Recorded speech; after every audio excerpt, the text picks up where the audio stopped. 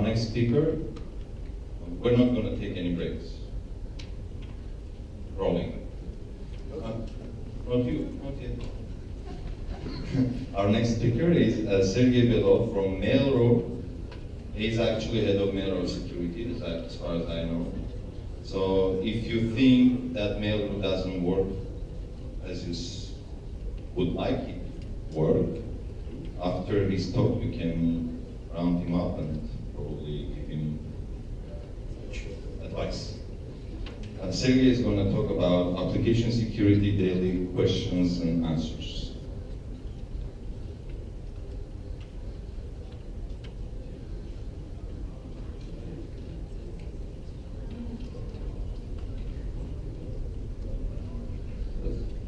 So, shall they speak in English or just we can keep in Russian? English.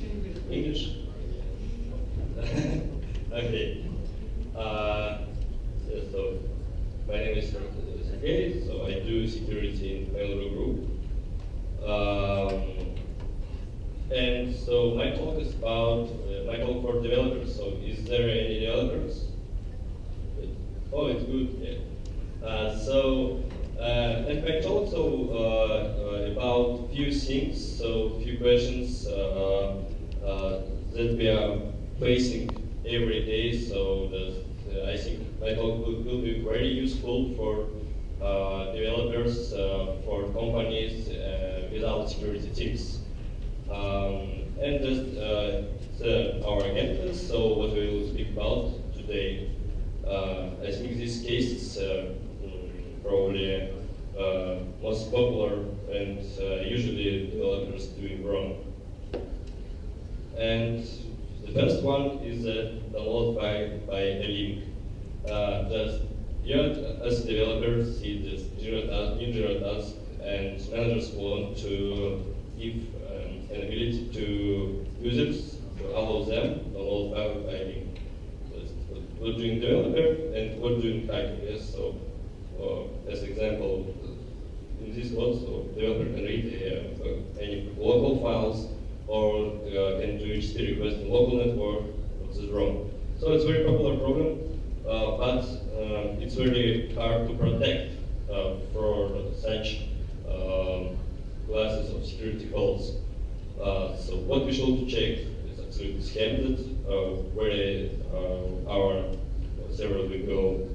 It's a nation IP, that this IP not in our local network. And for example, for us, when you have thousand servers, you have some trusted IP. So you also show to check that the IP is not in trust zone. Check rule after redirect. For example, just first request can be to one website like example.com, but example.com can redirect to your local network. So it carries bypass. Destination port race conditions. So it's usually very hard to exploit, but it's possible. When an attacker use some hacker.com, some URL, you're trying to resolve it. You see that IP is valid, not in your local network. But when website is trying to download this file, so you just can change IP to local network and bypass these checks. Vulnerabilities of HTTP libraries, so and in also EVM in Mail.ru just do this way. We have server, this special server with two uplinks, two networks. One for going for files, that's just external connection, not part of Mail.ru. So and second for administration, where this server can take new updates, new packets. So, and you have doing your own organization, so you can be inspired by this link, by safe URL. It's a very old library, but we think it's still good. Secret case. Usually you need to use some secret case for hacker functions, for credentials to connect to external API or something else. There's one main rule, do not hardcode them. Just don't use any credentials in your code, move them to config files and deploy via Puppet or via Puppet with higher email. They will be encrypted. Temporary tokens. For example, you need to send some link to users, so for a password remind, to leave feedback for some order, or just confirm this action, it's very common cases. So probably you need to do this functionality. So what's the threats? How it can be exploited? For example, your developers can access to access log. They can access, the developers can read it. So it's public. For example, they can read any password reset token and can change the password in case if a developer wants to switch to the next site. Email forwarding by mistake and browser history, that anyone can see these tokens in browser history if it's shared. See. The main rules: these tokens should not start realization. It just can use only for this action. About lifetime, it depends. It can be only 1 minute. It can be 1 month if it's feedback for the booking hotel. And you should to meet this token only for these parameters. So for this action, like only for this order ID, only for this user, and only for this action, and it will be good.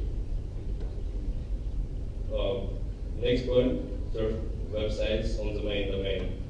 Business usually asks that we need to new promo site, and this promo site could be accessed by example.com/product name. It looks like okay, but from security side, it's very bad because any security issue in this project affects your main domain, like access to cookies, to bypass encryption policy, and so on and so on. And what we will do usually, so we just connect the same server, just script, or do proxy pass with engines, just to another server or by this thing. So, and how to prevent secure? It's not too easy, but what you can do some top header with information about account, with basic navigation. I think if you're using Bootstrap, you know what I'm speaking about. And you can embed this content with frames in box and disable auto navigation and implement these rules. If you need to share something with this website, you can do with post message, for example, what is current user are logging on our website, and also you can receive post messages from this frame and do some things, for example, to change title of web page. Third-party monitoring sensitive data. There's also a main rule if you have some sensitive pages like password change or credit card linking or account recovery pages. Just disable everything static resources from external domains that which domains are not belong to your company, because some other companies just can open their access logs, and so if you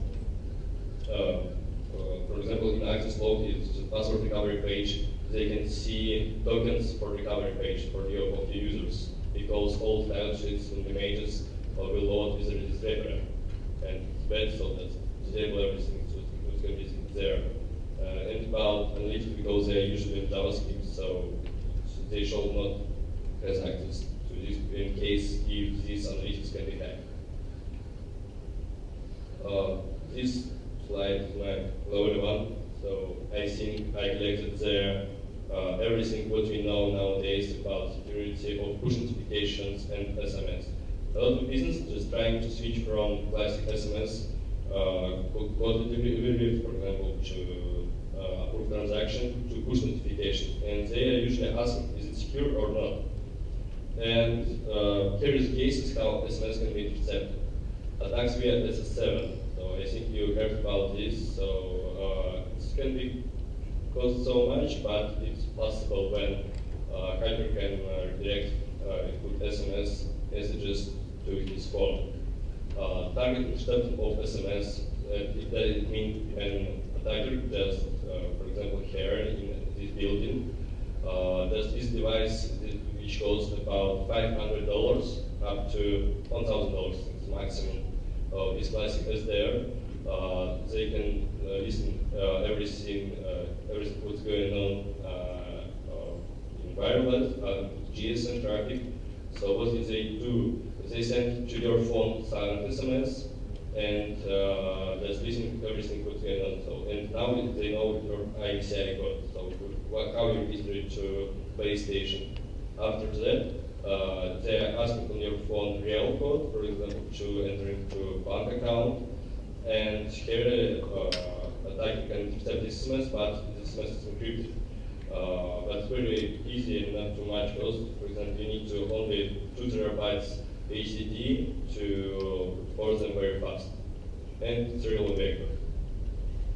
Next one, it's true IVR spoofing. It's really not common vector, but it's possible and it's well done in some countries. So how it works? For example, you are using some website and asking for SMS, and you have an option to call me, I did receive SMS. What attacker do? He's trying to call you, your line is busy, but this website trying to call also to you. And because in this moment, a lot of operators, so they are trying, all carriers, they are trying to move this call to voicemail. So now we have some secret code from website, now voicemail of this user. So what I can then do, because it's very easy and very cheap to spoof any number. For example, now I can call to everyone, so literally from any number, and just from this application from App Store, there is application which costs about $5, and you can set any number, and to call to any number with this number. And it's not the hacker's techniques, nothing special. And with this application, you can spoof your number and call to carrier and read this voicemail with secret code from website.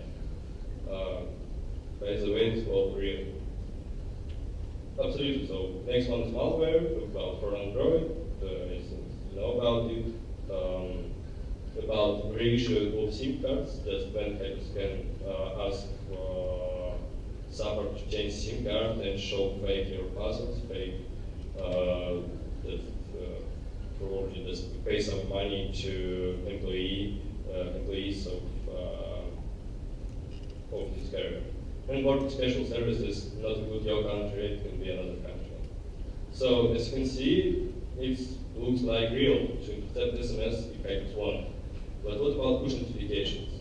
It can be only if hacker will hack Google or Apple or Microsoft, because all push notifications are delivered through these services. It can be incorrect push notification mechanism, and when we can subscribe our phone, our device ID for push notification of another user ID, but device just fix it.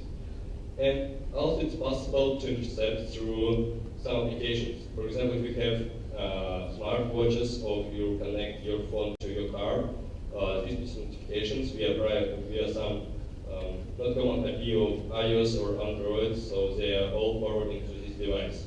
And this is also one more way. And how we have done also switching from SMS to push notifications. I think this way is correct. The first information you can do via SMS to receive device ID for subscribing for push notifications. Probably just when you send your first SMS, your customer in secure area, and no one trying to hack. Push notifications do not transfer any secret data visually during payload, just because when you will tap on your push notification, this payload will forward to your app. And test of security of subscription AI. Next slide is very small, but just read it.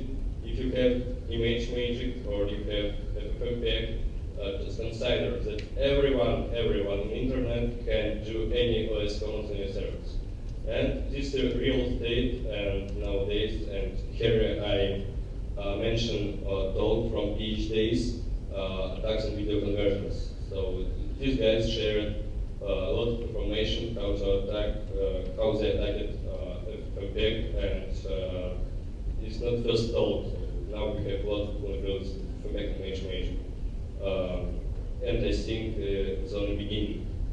So just consider that any user can read any file. So, but if you need, because they're very these projects are very useful for developers, do sandboxing. So these servers, which we will use for commitment or impact, shall not contain anything sensitive. Deploy it in the lit network because it will be hacked. Just keep in mind every time that this server will be hacked tomorrow or after tomorrow. REST API and disable everything that you need in impact. For example, just only support which formats you want, like MP4 or IDE. Or disable the music like HLS for Apple, and so you can use it as a service for all your projects. Next thing that I want to speak is about serving user content. Anything what you user upload, like images, just doesn't matter who plays them, serves them from another domain, and I mentioned. Second level domain is you have example.com. It's not shown to be attach.example.com. It's shown to be another domain like example content from users.com. If you will check Google, Facebook, Mail.ru, Yandex, no, it doesn't matter. We are all serving content from another domain because it's a lot of cases when user can do XSS with files. Disable everything that you don't need a backend. And if file is private, just generate a token, for example, which will be valid for 15 minutes, and check this token, this token is valid. For example, you can do it with Nginx and Lua. Character. This simple rule, do not implement your own character. And just follow this rule every time when you want to do something with character, just stop it, and if you think that, okay, so that is good, stop it. Do not do it, and this rule will keep you secure. But if you really need something,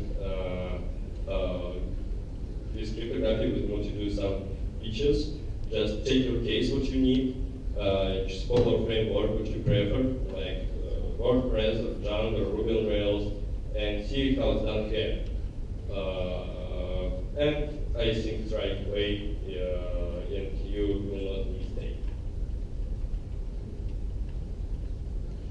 Rate limits. It's also really important to implement rate limits because rate limits for each method.